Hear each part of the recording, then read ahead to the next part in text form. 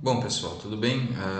Meu nome é Leandro, né? Sou professor de Termodinâmica Metalúrgica 2 e a gente vai aqui para a nossa segunda aula da nossa quarta parte, né? Que seria a parte de escórias, né? Então a gente viu lá na primeira parte um pouco de sistemas com três fases, duas condensadas e uma gasosa, né? E aí depois a gente foi para a parte de gases e depois a gente finalizou a primeira parcial com a parte de cinética química, né?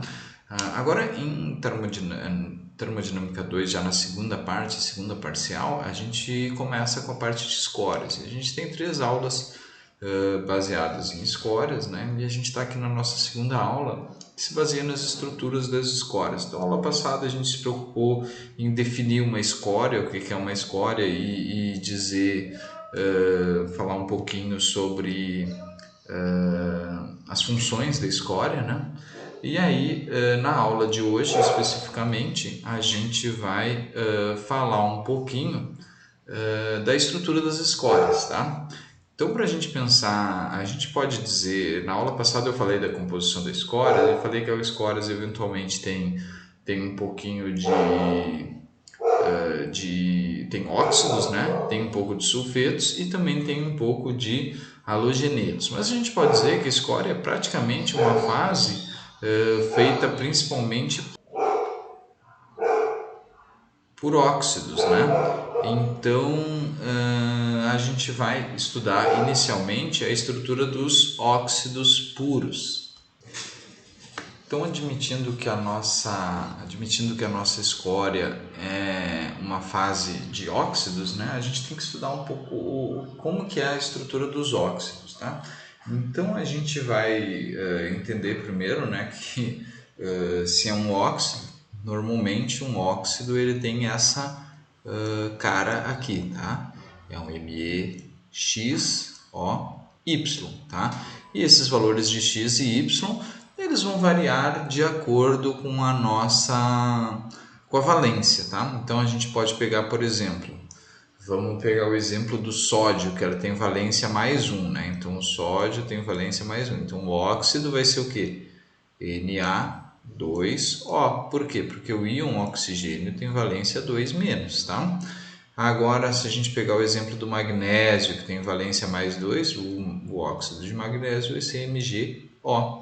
Tá? E aí, se a gente pegar ainda, no caso específico dos óxidos, por exemplo, o alumínio, que tem valência 3, tá?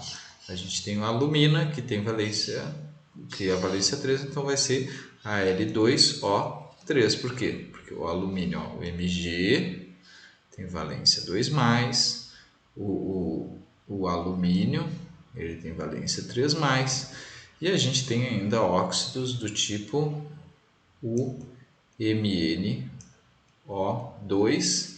que tem valência 4+. Tá? Uma das valências, né, que a gente sabe também que a gente pode encontrar, por exemplo, um MnO, a gente pode encontrar Mn2O3, tá? E a gente também pode encontrar o espinério, que é o Mn3O4, que nada mais é que um espinério de MnO.Mn2O3, tá? Então, aqui a gente tem uma gama de óxidos, uma das proporções entre oxigênio e o metal, né, vai ser determinada pela valência elétrica deles, né? Então, vamos entender que estruturas são possíveis, tá? Então, as estruturas dos óxidos possíveis são a estrutura cúbica, tá? Então, a gente tem a estrutura cúbica, tá? A gente tem a estrutura octaédrica e a gente tem a estrutura tetraédrica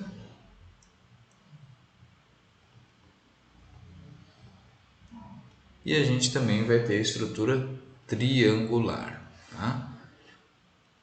Aí eu vou sugerir para vocês, tá? Como atividade extra, se vocês quiserem saber a cara que tem essa estrutura, tá?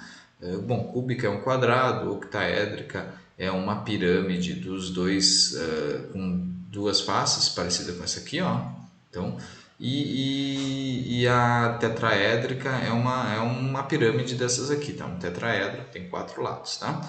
E aí tem a estrutura triangular, que eu já não me lembro como que é, mas vocês podem procurar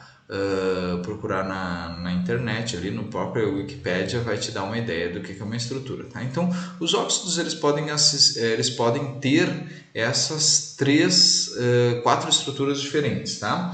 E do que vai depender cada uma dessa estrutura? Vai depender da diferença entre o raio do cátion dividido por o raio do ânion, tá? Então, normalmente a gente tem o que? Os ânions, eles têm, no caso específico do O2 aqui, ele tem um tamanho de 1,4 Armstrongs, tá? E aí a gente vai chegar à relação entre o ânion e o cátion, tá? Quanto menor for, mais para baixo a gente vai, entendeu? Quanto menor for a relação, mais para baixo em relação ao valor, esse valor aqui a gente vai. Então, quando a gente tem o tamanho do cátion bastante semelhante com o do ânion, de 1 a 0,732, a gente vai ter uma estrutura cúbica, tá? Então isso aqui dá, ó, quando que a gente tem o raio do cátion igual ao raio do ânion? Quando eles têm o mesmo tamanho, né? Então aqui é de 1 a quase 1, 0,732, a gente tem essa estrutura cúbica, tá? E aí de 0,73, tá? Até, calma aí que 0,73 até 0,41, a gente tem a estrutura octaédrica, tá? E quem que tem essa estrutura, ó, caras importantes aqui que a gente estuda bastante na escória, tem essa estrutura, como CaO e o MgO, componentes básicos da escória, tá? E aí a gente tem ainda o 0,41 até 0,22, a gente tem a sílica aqui, ó, outro componente importante da nossa escória. E aí, por fim, a gente tem uma estrutura tetraédrica para esses valores, essa faixa de diferença entre o raio do cátion e o raio do ânion, e aí a gente tem essa faixa aqui para a estrutura octaédrica entre o raio do cátion e o raio do ânion. E aí, por fim, quando a gente tem uma diferença muito grande, a gente tem entre 0,22 e 0,15, a gente tem estrutura triangular, tá? Aqui eu não tenho exemplos práticos para fornecer para vocês, tá? Mas aí essas são as principais estruturas, tá? E como o ânion, a gente sabe que o oxigênio tem 1,4 Armstrongs de tamanho de ânion, né? E qual que é o tamanho do nosso, no caso dos nossos cátions, tá? Então eu vou pegar alguns exemplos aqui na tabela periódica vindo daqui do lado esquerdo da tabela para o lado direito, vocês vão ver como que ela aumenta, ou melhor, como que ela diminui. Então a gente tem o Ca2+, ele tem um tamanho de 0,93 Armstrongs, tá? A gente tem o Mn2+, tá? 2+, ele tem 0,80. Olha o avião passando. Isso aí só acontece quando eu estou gravando aula. Passa um avião por dia, ele escolhe justo o horário que eu estou gravando aula. Às vezes eu gravo de noite, o avião passa à noite. Ou eu gravo de manhã, ele passa de manhã. E assim vai indo. Hoje, por exemplo, é de manhã e ele está passando agora. Tá? O Fe2+, ele tem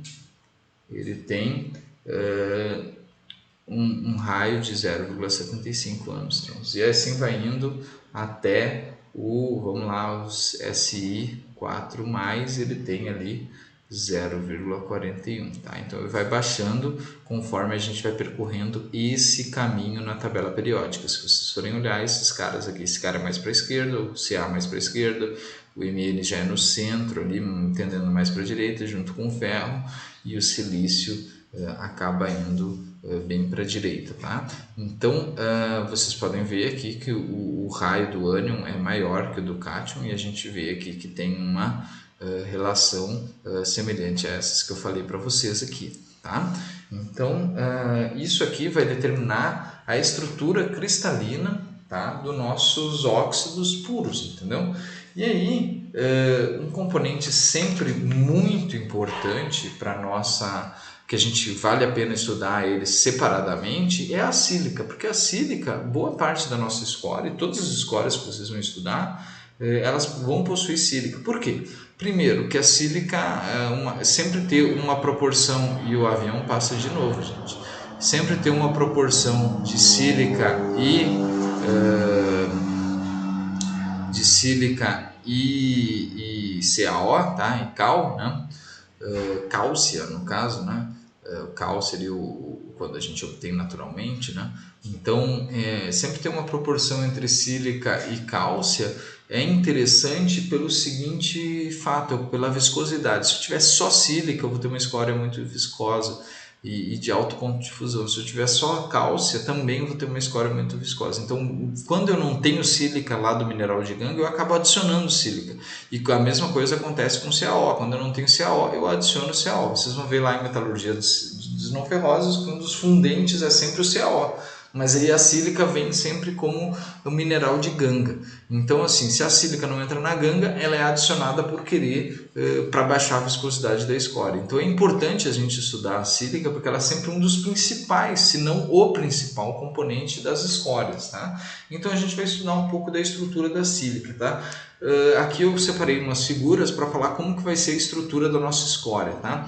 Então aqui, dependendo da escória, eu tenho uma relação de silício para oxigênio e parece que tem um trânsito intenso de avião, tá? Uma relação de silício para oxigênio cada vez menor, cada vez maior conforme eu desço para cá. Por quê? Olha só, vocês aprenderam lá em mineralogia que as estruturas dos silicatos, né, de compostos Si, X, O, Y, né, ela é da seguinte maneira: a gente tem um oxigênio em cada vértice e um silício aqui, eu vou mudar a cor, né? Então um silício aqui no meio, tá? Então aqui no meio tem um átomo de silício, tá? E isso vai fazer uma rede que a gente chama de silicatos, né? Essa rede de silicatos, ela pode compartilhar uma face. Vocês conseguem enxergar aqui, ó, o compartilhamento de uma face? É como se a parte do fundo do nosso tetraedro fosse compartilhado por duas células. Então eu tenho um silício aqui, um oxigênio aqui, aqui, aqui, ali, e o outro silício aqui, e um oxigênio aqui, aqui, aqui e ali, entendeu? É uma estrutura de tetraedro? Mas eles compartilham uma face, significa que eu tenho menos oxigênios, aqui eu tenho um silício para 4 oxigênios, né? Nesse caso aqui eu tenho um silício para 1, 2, 3, 4 oxigênios, só que como eu compartilho, eu tenho 2 silícios, ao invés de ter 8 oxigênios, eu vou ter 1, 2, 3, 4, 5. Então eu tenho um Si2O5 aqui. Tá? Mas eu também posso compartilhar só uma aresta. Aqui, ó, por exemplo, ele está compartilhando só essas duas arestas aqui, é só essa reta aqui, ó, tá vendo ali, ó? Eu tenho 2 tetraedros compartilhando uma reta, tá? Então tem um oxigênio aqui, um oxigênio aqui, outro oxigênio aqui, outro oxigênio aqui, outro aqui. Então tem 1, 2, 3, 4, 5, 6 oxigênios e eu continuo tendo um silício aqui e outro silício aqui no centro da mesma maneira. Então eu tenho SiO6, tá? E aí aqui nesse caso específico, eu estou, em vez de compartilhar uma aresta, eu estou compartilhando apenas um vértice, ou seja, um átomo de oxigênio é compartilhado entre as duas estruturas. Então eu tenho aqui, ó, 1, 2, 3, 4, 5, 6, 7. 7 silícios para 7 oxigênios para 2 silícios, um no centro aqui e outro no centro aqui, tá? Então as estruturas dos silicatos, tá? E a estrutura da minha escória, ela vai compartilhar quando sólida, né? Ela vai compartilhar ela pode compartilhar uma face, uma aresta ou um vértice, tá? E daí a gente vai construir através disso, né? Como vocês podem ver, né? Quando eu tenho aqui um Si2O6, né, eu tenho aqui 8 menos 12, então eu vou ter uma valência de mais 4, tá? Então, normalmente é um metal que vai ser absorvido pela escória para completar, desculpa, menos 4 aqui, tá? Eu errei aqui, para completar essa valência, tá? E assim formar a minha escória, tá? Então, dessa forma que é constituído a escória, tá? E essa é a estrutura que é exibida, tá? E aí eu vou mostrar, agora eu vou fazer um corte aqui e mostrar para vocês a estrutura desses tetraedros mais em rede, tá? E aí a partir disso a gente vai ver também como que ocorre, como que é a estrutura da escória líquida, no caso, né? Ela é bastante semelhante ao sólido, mas com as arestas e um pouco mais, as faces um pouco mais quebradas, arestas um pouco mais quebradas, porque é um pouco mais desorganizado. Vocês já devem ter visto isso, né? Quanto mais a gente vai para o sólido, mais organizado é o nosso retículo, e aí sim, conforme a gente vai caminhando rumo ao líquido e ao gás, mais desorganizado ele fica, né? Não à toa que a entropia cresce conforme a gente coloca, conforme a gente sobe o estado, né? Então, se a gente tem o estado sólido, um estado de alta organização, baixa entropia. O estado líquido ele já tem maior desorganização, mais alta entropia, e o gás nem se fala, né? Então, eu vou fazer um corte aqui e mostrar para vocês como que é a estrutura final desses tetraedros aqui, tá bom?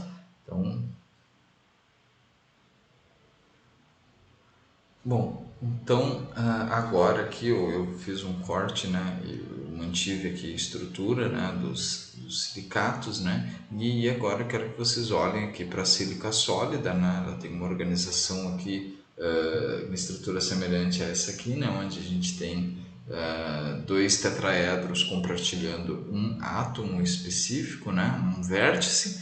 E aí aqui a gente tem a estrutura da sílica sólida. Quando a gente tem a sílica fundida, a estrutura se mantém quase igual, com exceção de que algumas ligações estão quebradas, tá? Mas na parte passada, ali antes do corte, né, a gente viu ali que a gente pode ter uma estrutura de Si2O4, 4 menos, né? Então, a gente tem esse aqui que tem valência de 4, né? E esse nosso, no caso, desculpa, Si, a gente tem uma estrutura aqui onde a gente tem SiO4, 4 menos, tá? Então, cada silício com 4 oxigênios circundando ele, né? Então, nessa estrutura aqui, quem que vai satisfazer o equilíbrio, tá? Vai ser um metal, tá? Eu vou mostrar depois a estrutura quando a gente tem metais junto com os silicatos, né? O SiO4 aqui, mas é um metal que vai satisfazer mais um metal que vai ter uma ligação positiva, né? Vai ter uma valência positiva, tá? Por exemplo, um metal 2+, aí a gente vai juntar dois metais 2+ para estabilizar essas cargas da nossa escória, tá? Então, como que os metais participam da escória, né? Então eles formam ligações químicas, tá? Então, eles vão formar ligações químicas,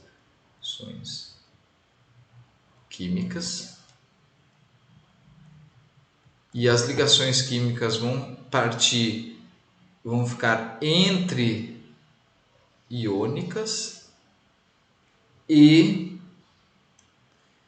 covalentes. Tá? Mas como que o metal vai se ligar? Não era assim? Metal mais não metal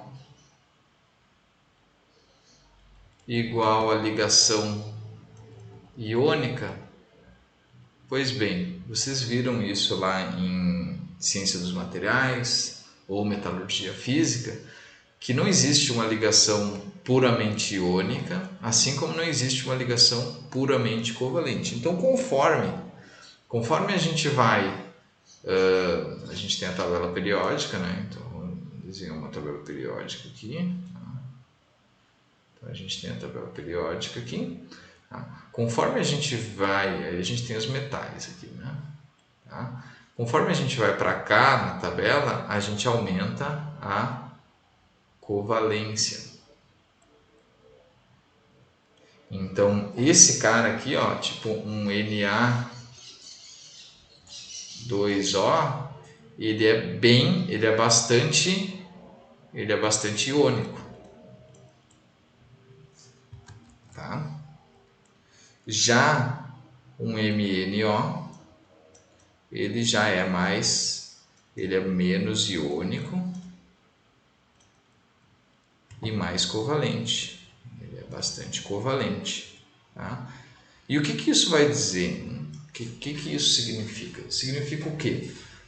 Nos casos desses caras aqui, tá? Desse lado aqui, eles tendem a ceder o elétron, tá?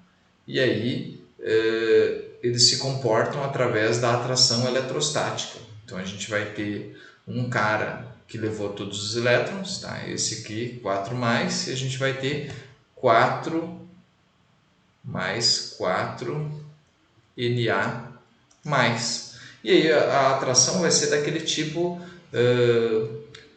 força igual a K, Q1 e Q2, né? A carga desse cara aqui e a carga desse cara sobre D ao quadrado. Quanto mais próximos eles estiverem, maior vai ser a força, e a força é puramente eletrostática, tá? E uma ligação muito próxima da ligação iônica, tá?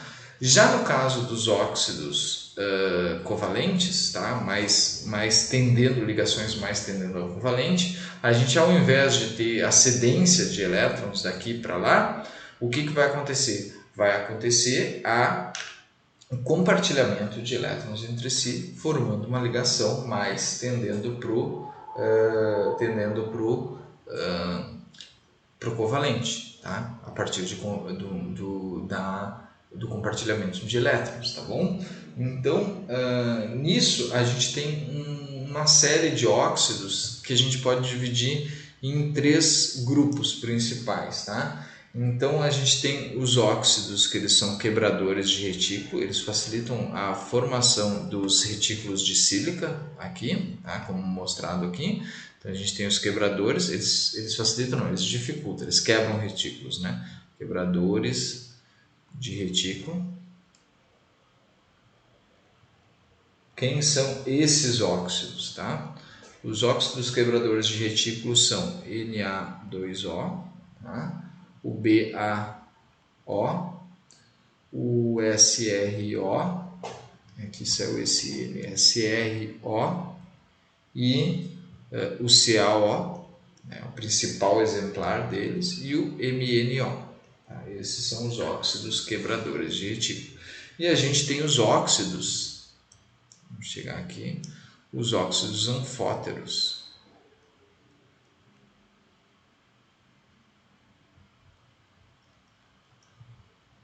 Que eles têm comportamento intermediário, dependendo da configuração da escória, ele vai agir como quebrador de retículo, dependendo da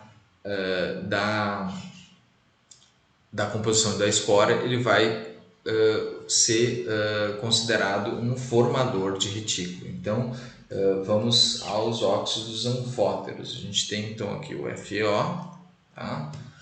A gente tem o ZnO, a gente tem o MgO, a gente tem também o BeO,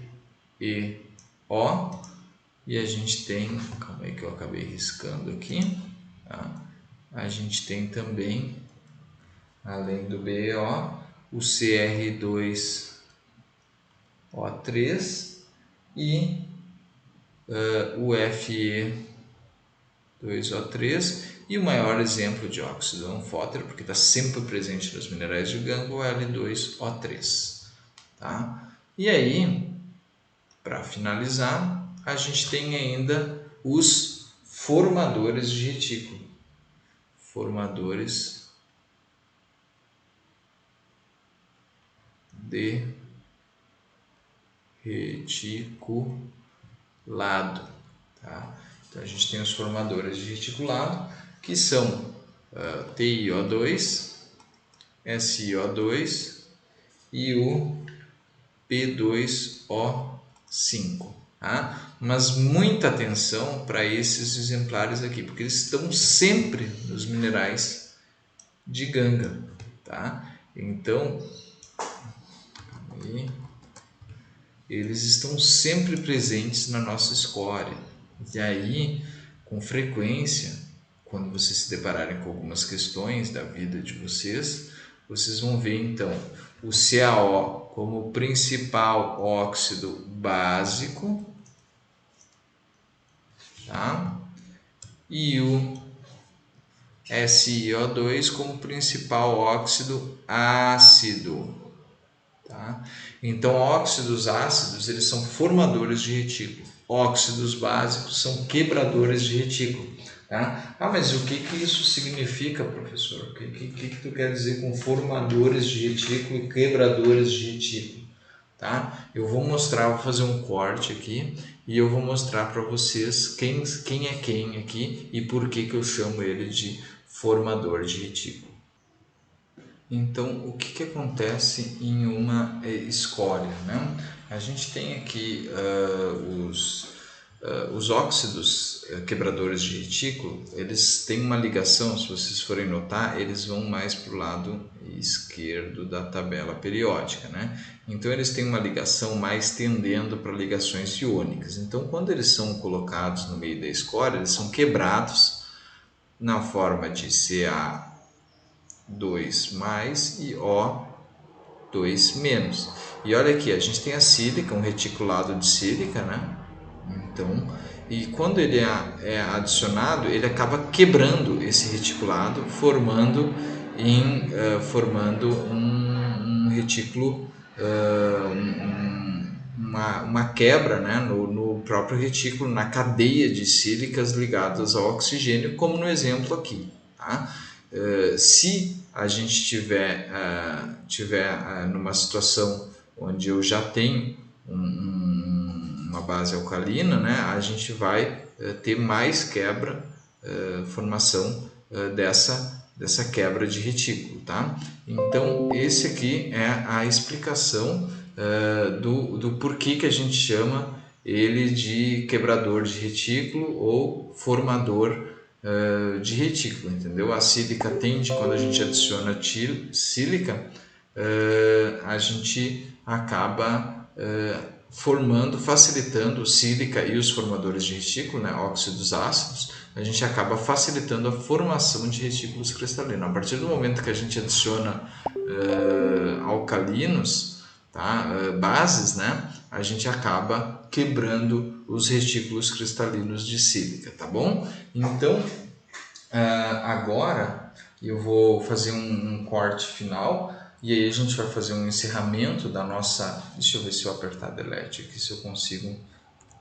Não, só deletei o anterior, tá? Mas eu vou fazer um encerramento mostrando uma estrutura, a estrutura da faelita, que é uma estrutura simples, e a estrutura do MgO-SiO2 também, tá? E finalizar fazendo uma recapitulação do que a gente viu na aula de hoje e o que é importante, tá bom? Bom, pessoal, então vamos encerrar a aula de hoje. Eu vou só dar dois exemplos para vocês. Aqui a gente tem um exemplo de um óxido de magnésio, um silicato, né, de magnésio. Então a gente tem aqui o MgO, SiO2, e a gente chama esse aqui de piroxênio, que resulta, como vocês podem ver aqui, é aquela estrutura que compartilha o vértice, né? E resulta num material fibroso, sabe? Quando ele fica sólido, e aqui a gente tem a nossa popular, vocês vão ver mais no futuro, a faialita, tá? Que é o FeSiO4, Fe2SiO4, tá? E aí já é uma estrutura que a gente tem aqui os tetraedros cercados de ferro, que acaba dando a coesão à estrutura. E quando está fundido, a gente tem essa estrutura um pouco mais desorganizada, como a gente falou anteriormente, tá? Então, o que a gente viu na aula de hoje? Tá? A gente viu primeiro como que funciona, como que é a estrutura dos óxidos, como que se forma um óxido, de que depende, como que ele depende tanto do tamanho do raio do ânion como do raio do cátion, tá? A gente viu também na aula de hoje que esses óxidos eles se estruturam em redes, né? Então os óxidos dependem do raio do ânion e do raio do cátion. Hoje está demais a questão do aeroporto aqui. Parece que eles esperaram eu começar a gravar para que os aviões começassem a passar. Eu ainda estou usando um microfone com uma captação de áudio melhor para vocês poderem ouvir bem os aviões, né?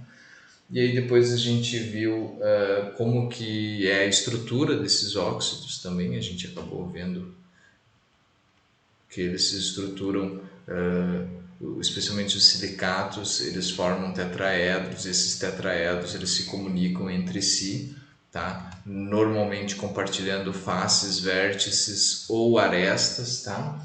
E aí depois ainda a gente viu como que esses silicatos são ligados por metais, tá? E aí a gente viu ligações que ficam entre as ligações iônicas e as ligações covalentes, tá? E aí, por fim, a gente viu um pouco sobre esses óxidos, como eles se relacionam em relação à basicidade e acidez. E a gente viu em relação aos quebradores de retículo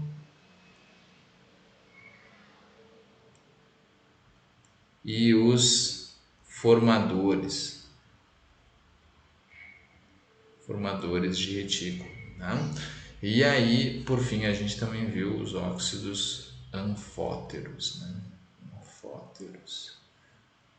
E a gente viu a relação entre ligações iônicas e os ácidos básicos e as ligações covalentes, o aumento da covalência da ligação e os óxidos ácidos, tá? Então, mais ou menos isso é o que eu precisava que vocês soubessem sobre as escórias, né?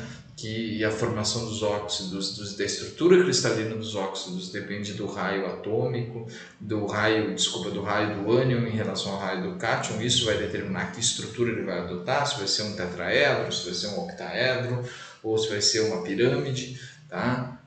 Então, e aí depois a gente aprendeu um pouco sobre as ligações entre os metais para formar esses óxidos, né? Quanto mais iônica for a ligação, mais básico é esse metal, quanto mais covalente, mais ácido é esse metal, e quem está no meio do caminho ali acaba tendo um caráter anfótero, dependendo do ambiente vai se comportar como um formador de retículo, dependendo do ambiente vai se comportar como um quebrador de retículo, tá?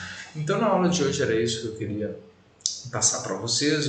Peço desculpas pelos barulhos periféricos aqui, mas como eu não estou num local, num estúdio de gravação, isso acaba prejudicando um pouco a nossa aula, mas acredito que a essência do que eu queria passar foi passada com sucesso, e eu espero que vocês tenham compreendido. Se vocês não tiverem compreendido, a gente está sempre à disposição para solucionar qualquer dúvida eventual, tá bom?